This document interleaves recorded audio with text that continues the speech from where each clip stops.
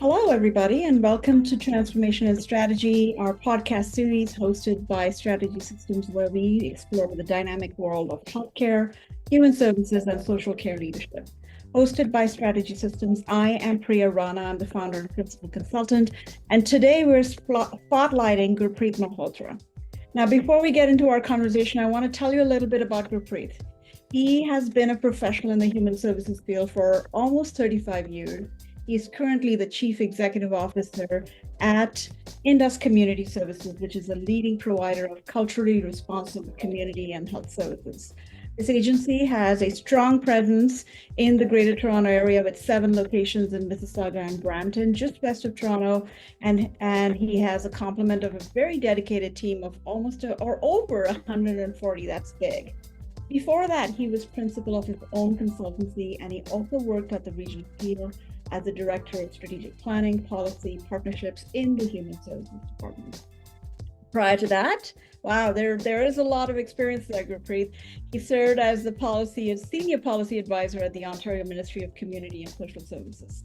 Gurpreet has more than a decade of experience as a professor and program coordinator of the Innovative Community Development Diploma Program at Sheridan Institute of Technology and Advanced Learning, where he also served as a human rights advisor.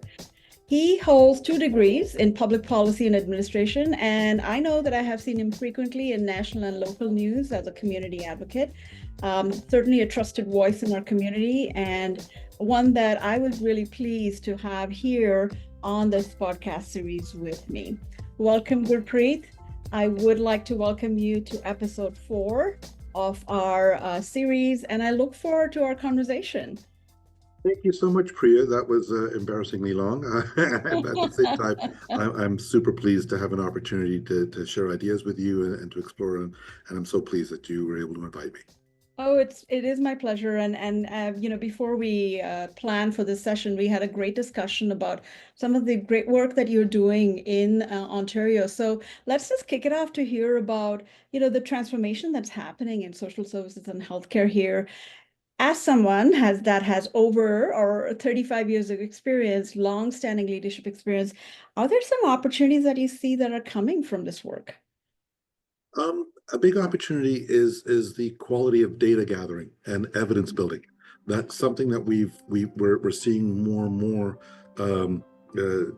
taking a role. If something is proven to work, then it should become part of the problem solving toolkit to address a particular issue. Of course, you need to have good baseline data. Mm-hmm. So you can respond well and make effective use of taxpayer and donated dollars. An example of that is during COVID, we were able to press for and received race-based data, and that helped us in Peel, which is the most locked down jurisdiction in North America because of the impacts of COVID in this jurisdiction. That when we had race-based data, we could tie that to culture, and we could tie that to better marketing, better outreach, creation of information pieces in various languages, and then put that out. And then we saw numbers start to change, an increased engagement around the idea of vaccination and protections. Also, the race-based data allowed us to, at that time, do innovative things, as you may recall, and many of us have done our best to forget because it was traumatic. If you have a turban or a hijab, a mask couldn't easily tie behind your head. Because your ears weren't something to clip onto so easily. So we were able to source a little rubber piece that essentially hooks onto each side of a mask and hold it in place, as opposed to some of the more ad hoc things you saw. So we were able to get funding, provide the evidence, use the data, and then distribute for free this piece that made it more comfortable and therefore more likely that someone would be properly masked when they needed to. That couldn't have happened without data. And we saw that because at the time we got to the second vaccination cycle and getting close to the third, the race-based data, some bureaucrat somewhere decided to turn off access to race-based data. And then all of a sudden, we didn't know who wasn't getting vaccinated in general terms. And so then we couldn't target. And so we were dependent upon who appears at a hospital with a significant case, right? Mm-hmm. So when they appeared at the hospital with a significant case, but that's a much weaker data set, and doesn't preclude harm taking place in the community, and could have been prevented with, again, more focused marketing, more focused explanation around safety, efficacy, and that sort of thing. So that's one collection of tools that Mm-hmm. can really help propel good action going forward. So what I'm hearing in that, and correct me if I'm wrong, is that the importance of um, data helps with further upstream preventative care for and culturally responsive care. Is that a fair statement? Yeah. To make better use of the dollar that you have. But there is a counter movement, or if you will, not quite a backlash, but a reluctance, because in some cases you've advantaged a group, disadvantaged another group. That someone has been gaining those resources for themselves, and when you show up with evidence, Mm-hmm. it now means maybe someone else will receive that support, and we can't underestimate the amount within systemic discriminatory systems, Right. the discrimination that gets embedded in any system, that then somehow precludes one group over another, and there is reluctance there sometimes for change that's tied to things that are less appealing to explore. Let me put it that way. Mhm. So I think you really highlight here in that example the importance of measurement and data that can speak to the importance of the care that you and other partners provide, but also to demonstrate the efficacy of it. So that's a fantastic thing. Now we're in this post-COVID kind of realm now, right? And we know that there's ongoing transformation happening, which the Ontario Health teams. They're front and center in terms of the provincial transformation advice. And, I happen to know that you've been quite strongly immersed in it. So what advice would you share with those that are on the same path with you? I know you're involved with a couple of OHTs, the Mississauga Halton, Central West is one you mentioned. What are you thinking? Well, the difficulties we have is the OHTs, they're territories. Yeah. So we're based in Mississauga and Brampton, Mhm. two large communities, approximately 800,000 each, and with 560,000 South Asians living within that, so a third of the local population. So we get drawn into both OHTs, and technically could probably be drawn into two others, because of overlap and of how people service patterns and that kind of thing. Um, Right. we got much more engaged with the Mississauga OHT, and I'm on the collaborative council for them now, versus the Central West OHT, because at inception, the Central West OHT was the Brampton and Etobicoke OHT. It was following the pattern that happened to mimic William Osler's hospital pattern to some degree. Etobicoke and Brampton are next door to each other, but they are Mhm. not a shared service system in any other way. From police to schools to health department to so many other structural pieces are not, don't overlap those two areas. Mhm. So being an agency that would have zero connection to an agency across the 427, and in Mhm. Toronto, wish them well, cooperatively work together when it makes sense. But there's no way we're referring someone to them and them to us, because that's a city away, a couple of transit transfers, et cetera, et cetera. So then you end up with this weird, well, which one will give us a better bang for our buck? The same kind of thing, right?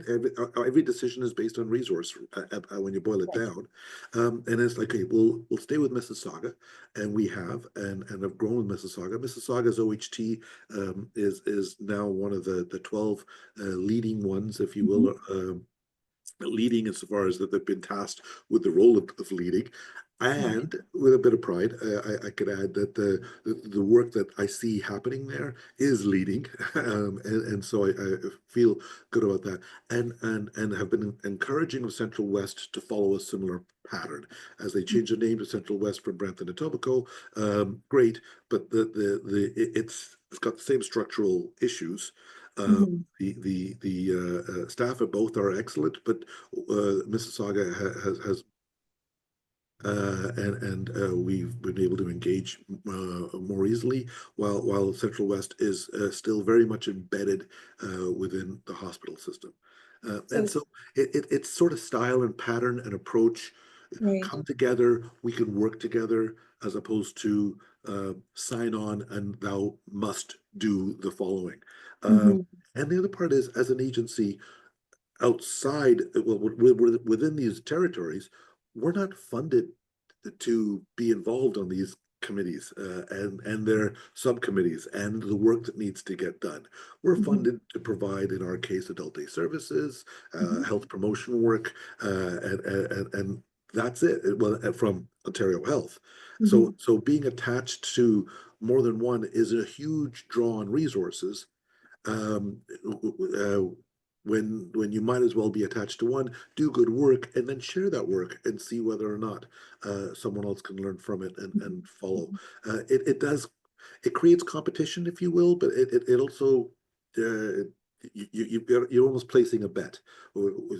How will this make a return? And if this return goes well, then Mhm. can it be mimicked by others? And in effect, the province has done the same thing by saying these 12, I believe it is, across the Mhm. province will lead. And so they themselves are doing the same thing, that Mhm. you need a lighthouse organization to move things forward. So what I'm hearing is that some structural components are serving as barriers. They don't allow, whether it's because of the geographical, regional divides that exist, whether it's about the, the acute care leadership or, whatever may be the case. And what your return on investment from your perspective, and I love that term, by the way, is about building on successes. And Yes. so, yeah, yeah, Yeah, and building on successes, but also looking to see what partnerships you can build. right. And so then, if people are in an environment where there's encouragement towards partnership, Mhm. there is resources collectively gathered towards partnership. Mhm. Um, I mean, don't get me wrong, this is an expensive proposition that has cost the host hospital significantly to in kind as well as to put forward. Mhm. But there's important work to be done, and we're seeing that begin to happen around palliative care. Yes. And again, I'll continue to press around the idea that palliative care needs to have a cultural lens attached to it so that it can serve a third of the patients slash residents slash taxpayers that live Yes. in the territory. Yeah, and it's interesting you bring up palliative care. My previous podcast was with Dipti Parbu, Hmm. uh, who is Dorothy Lay Hospice's executive director, and we had a great discussion about the need for culturally relevant services. And so I'm really happy to hear you speak about that because you're speaking about the whole continuum of healthcare, not just the preventative part that you spoke about. And you and I have previously talked about the need for diabetes care in the South Asian community, but you've taken it to the other end of the spectrum and speaking about culturally sensitive palliative care. So excellent, excellent work. It's really nice to see that you're out there speaking about these needs, right? And also celebrating this quick wins. You talked about resource challenges, right? You talked about how challenges that is. And so what has been some ways in which you've kind of navigated that? Because we've got a huge issue in terms of health, human resources, the shortages, the inequity in funding between acute care and community care. Like what are some takeaways for you?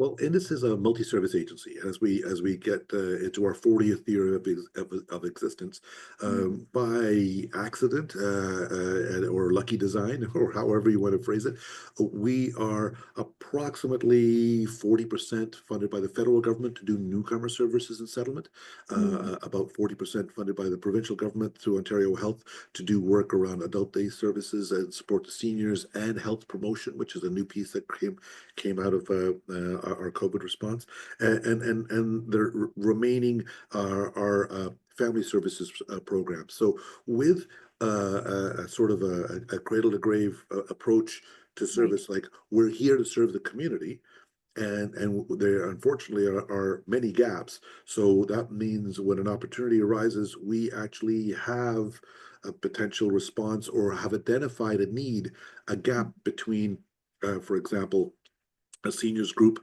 one of our oldest programs, a seniors group that meets weekly, then showed us the way towards, okay, some of these seniors are cognitively declining, and that led us to adult day services approximately 20, 24 years ago or so, under at that time, Gurinder Gill's leadership for the program.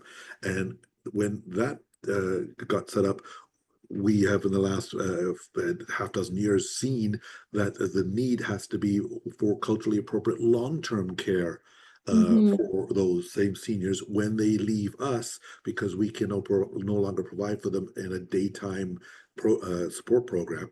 Mm-hmm. So we continue to press to see that happens, and others are learning and are mimicking that call to action, and may well build before we do. But the point is, we've recognized, based on data, based on our own learning, a gap.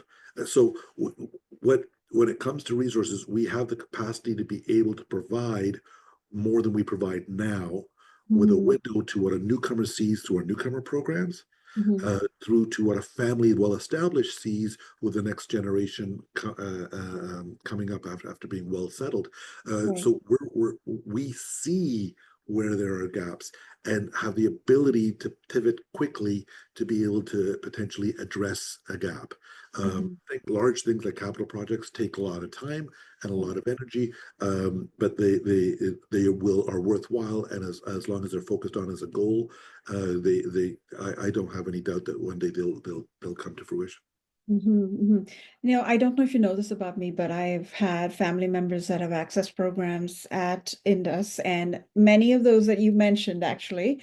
And so it's really awesome to see how you're looking at that continuity, not right from newcomer services, language instruction, all the way to long-term care.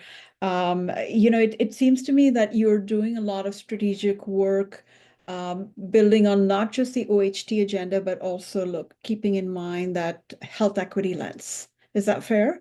Yeah. Health equity, and I'd even add it to the social determinants of health.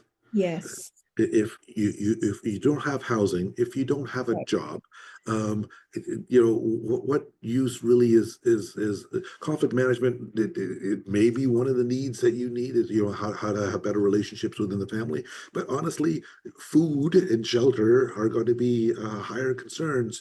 Right. But as those get provided, if there are other things that we can do, then we want to be able to do that. So I Mhm. am, it is the kind of thing that you do keep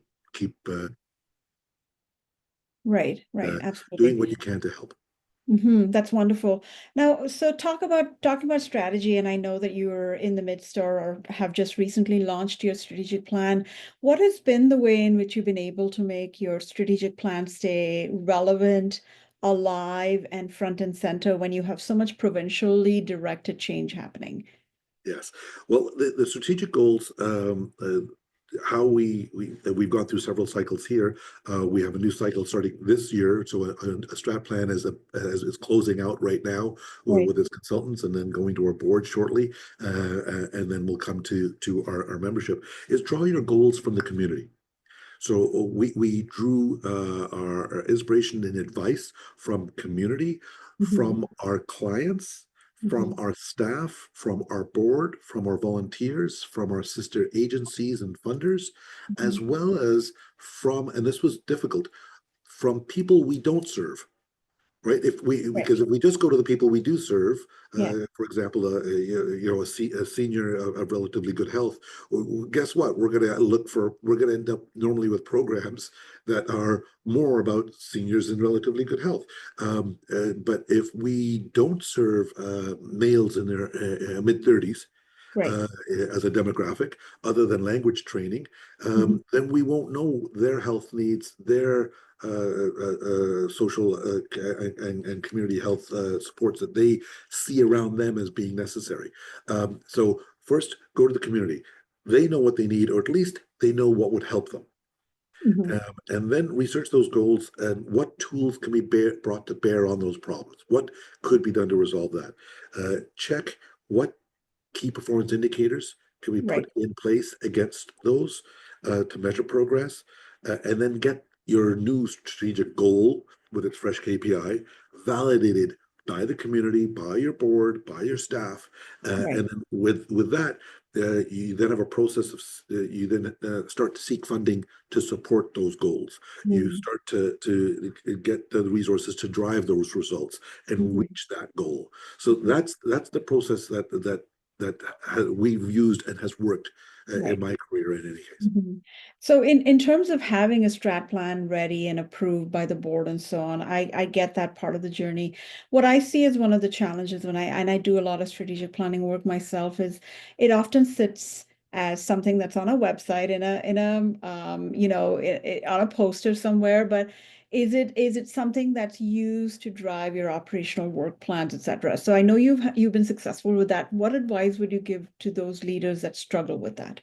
So how I envision it is that you have a staff person anywhere in the organization, and Mhm. it's Monday morning. They've come in, they've got a couple of things to do from last week, and they're making their things to do for this week.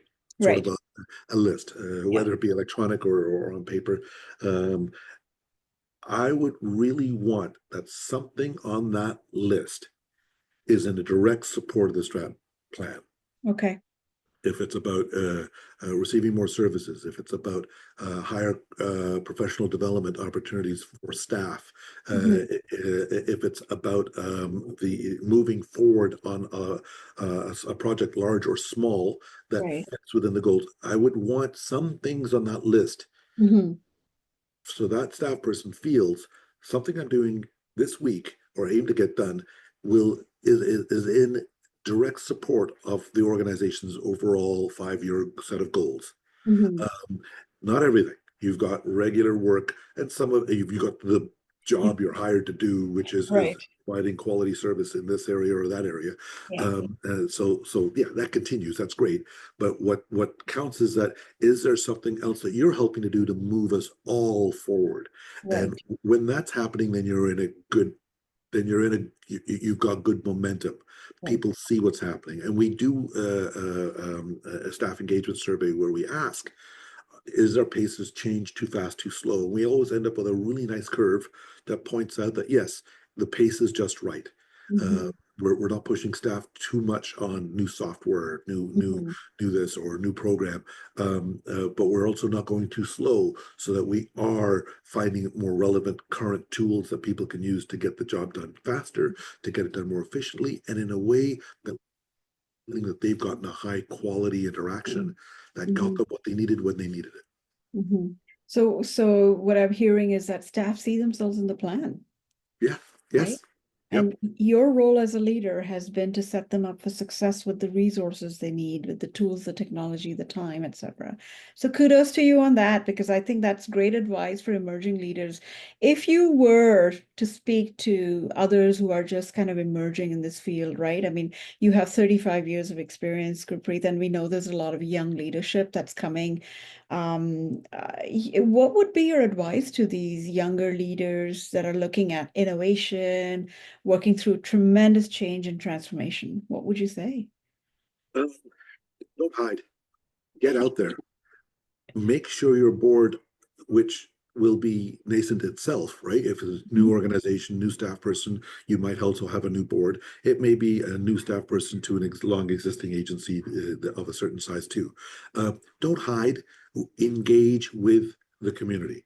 There's Mhm. I see a reluctance among some to engage.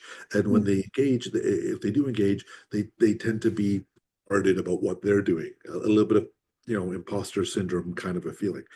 Get over that. Realize that you are hired by a board to operate an agency, and as such, you should be interacting with others like yourself. Now, that means not just size; that means area of service.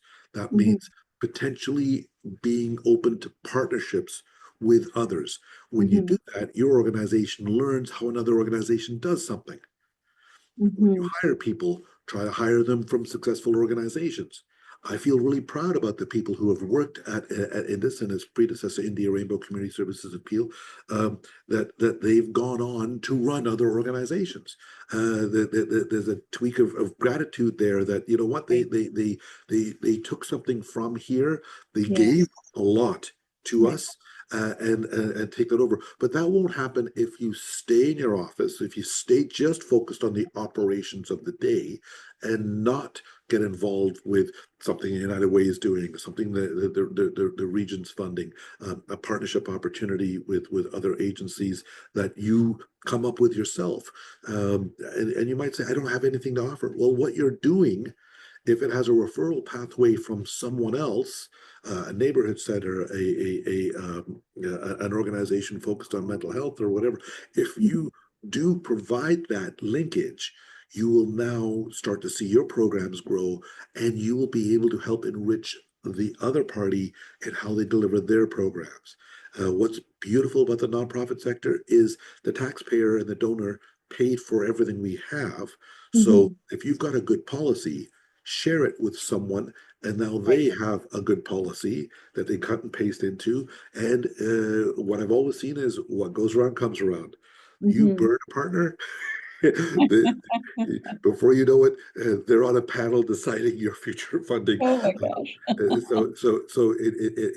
You must be strategic in who you work with and open to sharing. And if you see someone who's extraordinarily defensive and uptight, it's like, you know what? It'll only be a matter of time before their own board sees that they are not able to deliver. And they burn themselves out and move on. So Mhm. you essentially, like a playground, you play with those who want to play with you, Right. and you try to build together. And if someone wants to push you around or whatever, before you know it, you don't want to play with them anymore. Mhm. And you're working with those who are willing.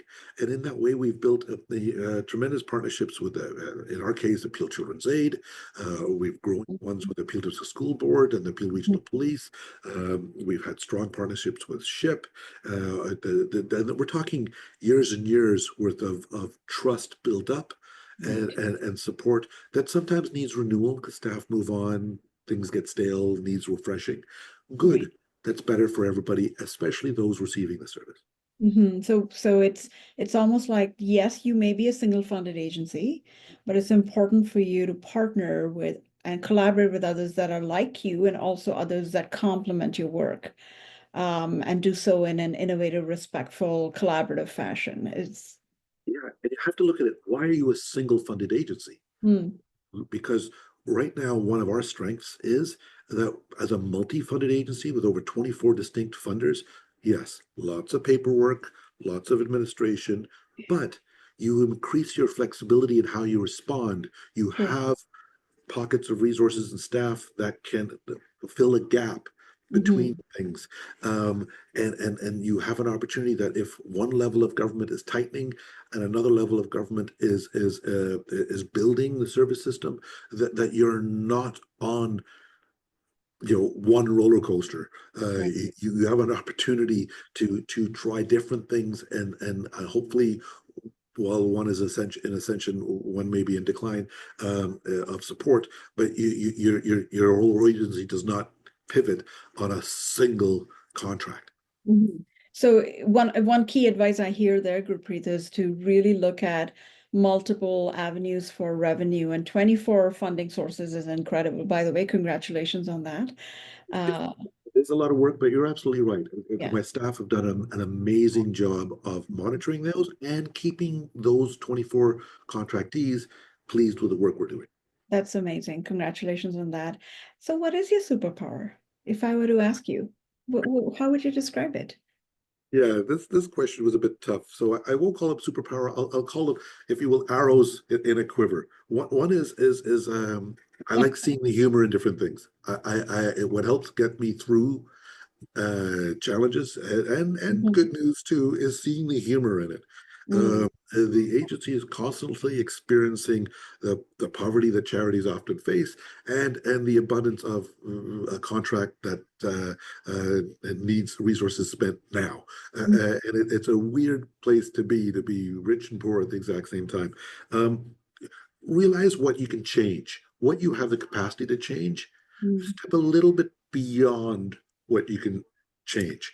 So don't just try to change what you can, try to change what you can't. So moving a little bit beyond, being a bit more bold. And in my case, I've developed, I think, an earned reputation for telling it like it is. I'm not afraid of explaining to those in power, whatever system it might be, the concern, because I don't know that they, for the vast majority, are trying to do the best they can with mhm, what they've been given. So sometimes they need an explanation for how things could be better, and sometimes they need chiding for having forgotten what they said they were going to do. Uh, mhm. and I'll hold health equity up as an example of that. Right. In doing that, you you know, collectively, you end up gathering those two who feel similarly that change is possible. Then you also develop a reputation among funders who then are able to say, okay, I need this done. Um, uh, can you handle it? And if they see that you handled it 2 years just fine 2 years ago, so maybe yes, you can handle it, and let's get involved. So that's, if you will, the different different arrows I have in my quiver that I can draw upon when I need them. That's fantastic because what I hear in that is that you have built not only a solid reputation, but people have trust in you for being a very forthcoming yet dependable partner and leader in the community. Right? You've said it in a very complimentary way, and I accept the compliment Well, and point out that this is a team effort. I have an amazing team at the agency, the best team I've ever had the opportunity to work with, and that's a good feeling. That's a really good feeling. it is a great feeling. So, Gurpreet, I'm going to ask you this one last question as we kind of wrap up this conversation, because as I talk to you and I listen to what you have to say, is you're somebody who's seen a lot of change over the years. What do you think is coming over the next 5 to 10 years? What do we need to prepare for? Honestly, 5 to 10 years. We're now we're looking at the next 5 weeks. The organization is secure, Right. but the entire nation is facing a piece where the economy is under threat. When the Mhm, economy is under threat, two things happen. One, there's sometimes a contraction away from social services and mhm. towards economic supports. Right. The other part, though, is, and I've seen this at all levels of government, is an understanding that economic support is one, but social support is what gets people through. We saw that in COVID. Uh, Mhm, Very few charities closed. Many were challenged, but very few closed because all levels of government understood we need these people to be around after the storm. And if we are going to be concerned about job loss, we're also going to be concerned about family pressures and family conflict that could result. So we need to be able to provide some supports there to mhm, be able to do this. And I'm pleased to say that our government partners have been wise enough to recognize the two are not equal, but the two are both important. So looking for the next 5 weeks to 5 months to right. 4 years is how do you stabilize, do what you can do, but remember that there's a role to play in keeping society functional. Civil society has a huge role to play in increasing communication, breaking down barriers, fighting against those who would rather lead to prejudice than not. And so our work has become even more important uh, Mhm, while we feel the losses of our American neighbors facing the diversity, equity, and inclusion being pretty much banned, and some large corporations moving away, while others are standing proud and saying, no, no, this was the ethical thing to do, and we'll continue to do it. So in that changing landscape, certainty, support, honesty, integrity, and the ability to explain the pain, recognize the pain, understand that this is painful, and that may result in changes, and that we don't just rely on anger, but rely on modes of self-care. Turn it off. Don't watch it. Step away from it. Right. If it's in your feed, find a different feed, set up a new account, or stop. Move to other things that take care of yourself, take care of your heart, take care of your family, and then take care of each other. That's, I think, a good response to the pressures people are feeling on a daily basis for the next little while. Right, right. It is an incredible time of incredible change, and I think I hear in that strength and resilience. That Yes. that's I think what I'm hearing as that is what will get us through whatever the next 5 weeks or 5 months or 4 years, as you said, will bring to us. Gurpreet, I want to thank you. That was a very engaging conversation. I look forward to us continuing to have this discussion because as we navigate transformation and change, and I hope to, invite you for some any kind of closing comments you might have to that you want to share with our audience. No, no, Priya. I again thank you sincerely for inviting me on and having the conversation. But it is important that you're asking these questions. It's important that people understand, especially in our sector, because it can become very lonely if you do not have a network. If and we saw that through COVID, you're going to get by with your friends. So reach out to them, both in the work environment, as we've talked about, but also personally, totally separate from this. Part of your kid's soccer league, part of this, whatever. Do those things and move ahead. So I want to thank you for thinking that the conversation is important, bringing it to others, and for helping organizations see a clearer path forward when there's so much fog around us. So thank you for being in effect a lighthouse to many. So this is great. Oh, it is my pleasure. Thank you again for being part of our podcast series on transformation and strategy. Folks, reach out if you have any questions and comments and let us know what you thought about this podcast. Take care. Great. Thank you.